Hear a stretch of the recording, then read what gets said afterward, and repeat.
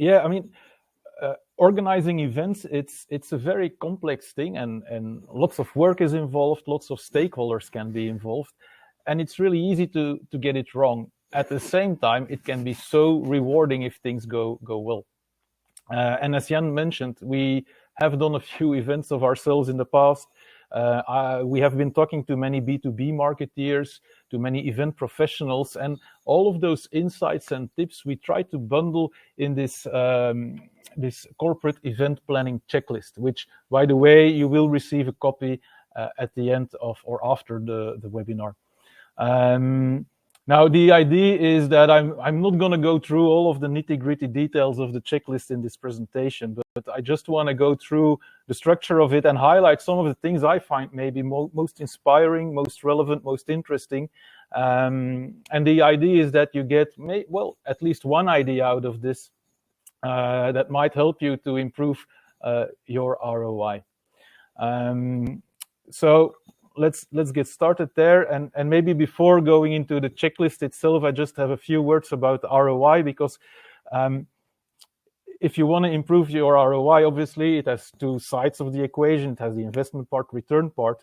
And when looking at the investment, one of the things that struck me when talking to many people is that everybody is looking at the cost, out of pocket cost, the invoices that come in. But a lot of people, they actually do not take into account hidden costs.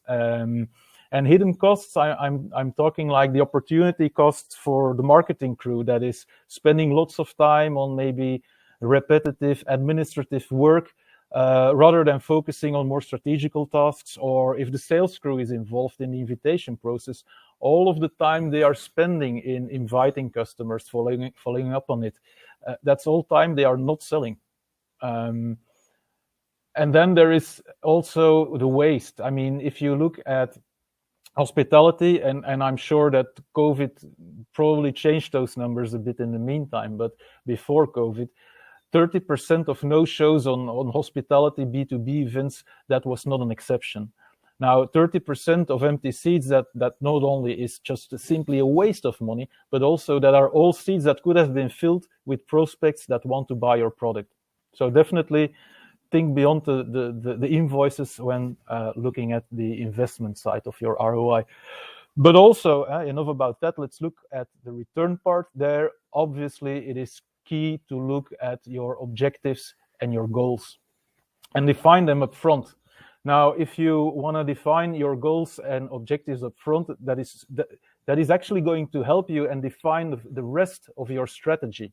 If you do that right in the beginning, it makes the rest of the process so much easier and so much more focused and efficient. And when we were sending out the invites for this webinar, we also asked the question, what is, according to you, the most relevant metric to measure event success? And the fun thing is we saw many different answers coming in, like we want to increase sales, we want to generate leads, we want to work on our employee satisfaction, customer loyalty. So, and that's normal, and that actually shows that events can be used in so many different ways to achieve business success. However, one of the things that struck me there is that not all of those metrics, not all of those success factors were smart. And that is something I found really important and relevant to do. And I think everybody knows the SMART concept. I mean, you probably are using that for your marketing campaigns in general, or maybe to evaluate your employees. So, but this goes actually as well for your events. Make your objectives specific and measurable. If you want to increase sales, okay, that's fine, but okay, then you need to define, we want to have at least so many leads. This is the way we're going to measure it, because it's also now to define how you will measure it. So you know at the end of your event what are the metrics to look into, or whether you need to do a survey or whatever. Also, something that can be very important here is to agree with other stakeholders upon those objectives. Think about, for instance, the case where it's a sales event. It's about lead gen. If the sales crew is involved at an early state, they are together with you behind those objectives.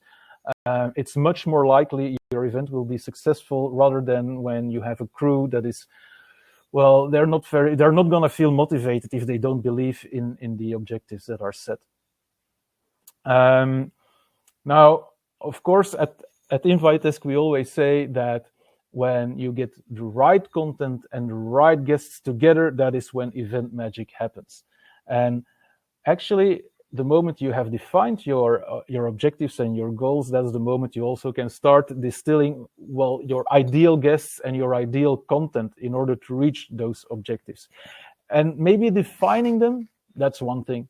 But what is equally important is agreeing upon those objectives. Make sure that your colleagues are agreeing and communicating on them, because make sure your colleagues, they are aware who to target, and maybe equally important, who not to target. And at the same time, definitely think about ways of controlling that targeting, because obviously you do want to avoid that the nephew of one of your sales girls or boys is sitting next to your CEO at lunch, for instance. When it comes to timing is everything. People sometimes say, well, it's maybe not everything, but when it comes to events, obviously it has a huge impact on your registrations and your attendance rates. So make sure that your timing is properly chosen. So look at competitive events, and I do not mean events organized by your competitor, right? It's events that are targeting the same target audience as you have. Also, think about holidays, special occasions that are relevant for your industry.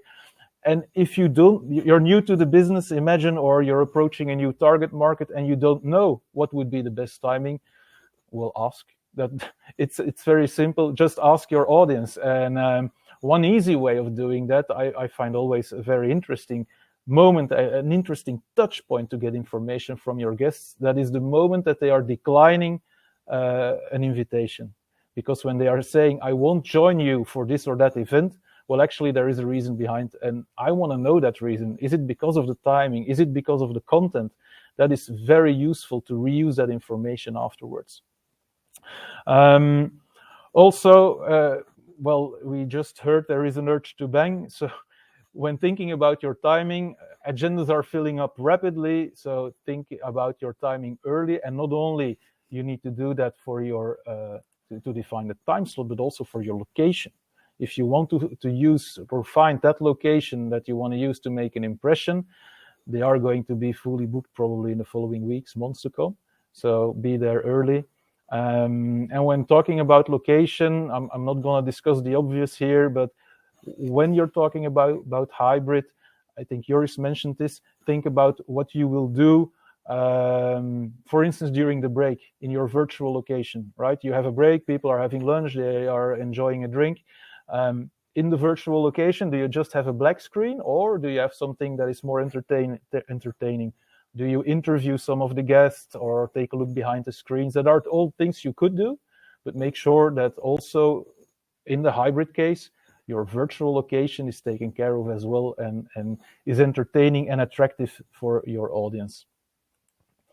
Now, of course, you have defined your objectives, you know where and when your event will take place, so it's time to make sure that you build your full retro planning, including the nitty-gritty details, so you don't forget about a reminder mail or things like that. Once that is planned, it gives you rest, it makes it easier to plan, and make sure you don't forget about important communication touch points. Now, of course, when doing so, make sure you have a way of monitoring your registrations. Are things going according to plan or not? And if you are in control of your full communication, you know when to take action. And you don't want to end up in a situation where you need to do last-minute calling actions. Because as we mentioned before, magic happens when you get the right guests. When you are well, in a situation where you need to start doing last-minute actions, last-minute calling to prospects and customers, you can be really sure that you will get guests, but you're not quite sure you're going to get the guests that you want. You rather are going to just get the guest you can get away with. Now, when making your retro planning, also include internal communication in there. Just like it is important to keep your external guests excited about the event, also maybe your management or the sales crew, you need to keep them excited as well for that big day that will come. And well, yeah, when talking about guests, actually, don't forget that your communication is a fundamental part of the whole experience. The experience, your event experience, is not just the event, it's the full Monty from the save the date mail until anything you want to do as follow-up. So there it definitely helps to do things in an automated way, in a branded way. And we know from experience, also from some of our customers, if you do that right, you can save easily 50% of your time, but also you can increase your no-shows with at least 30%. So it definitely pays off thinking upfront about how you will do it and executing accordingly. Obviously, doing a dry run is always important. Especially when you have new guest speakers involved, new technology involved. Even there, it is more important. And do it early. Don't wait until the day itself. Because if 1 hour before your event, you see that there is a technical issue, you might not have enough time to fix it. Also, when testing technology, that means not only your technology on site, the lights and the beamers and things like that, that means also your webinar technology. In the meantime, there are many different technologies out there, so make sure that your guest speakers feel at ease using the tool, they know where to click. It's not that much effort, but it will help you to avoid mistakes on the big day. And when doing this dry run, it speaks a bit for itself, is involve every stakeholder that needs to be involved, but that also means people from C-level. And that are typically people that, well, maybe they don't have that much time available for you. But in the end, if they are a fundamental part of your show, if they are a fundamental part of your event, you better involve them. It's a great opportunity to make sure for you that things will go right. It's not because they are C-level and they have loads of experience, and they are extremely smart that they are good at speaking in public, for instance. So, and then, of course, all of those learnings, take them into account on the day itself and make sure you have an excellent event running. Now, the day itself is, of course, not the end, because when the doors of the venue close or when somebody clicks the button end webinar, that actually is only the beginning of your next steps, right? I mean, you need to keep your promises. If you promise to send a white paper, if you promise to send a presentation, make sure you do it.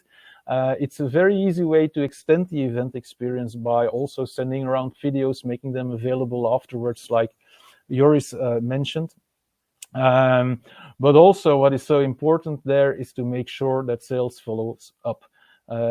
It can be really easy to generate leads, but if they are not followed up and you have no way of controlling that, then of course you will not end up with a successful result. And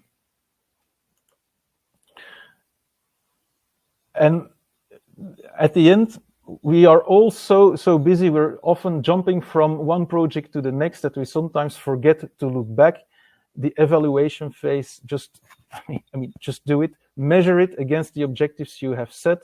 Also, don't wait for 2 weeks because people have a lousy memory. Do it the day after, a few days after, if you want to involve your colleagues. And also, when you are doing a survey amongst your guests, try to use that survey also to capture some extra information that might help you for the future. So don't just ask about the event, but also think about asking questions like, okay, in the future, to what type of events can we invite you? Or maybe which of our products is of interest for you? And that is all information you can use for your marketing strategy, but even also for your sales strategy later on. So definitely worth thinking about that as well. I know I really run very quickly through the whole thing, but I try to to pinpoint some of the things I found really well, that helped me at least a lot in the past. The event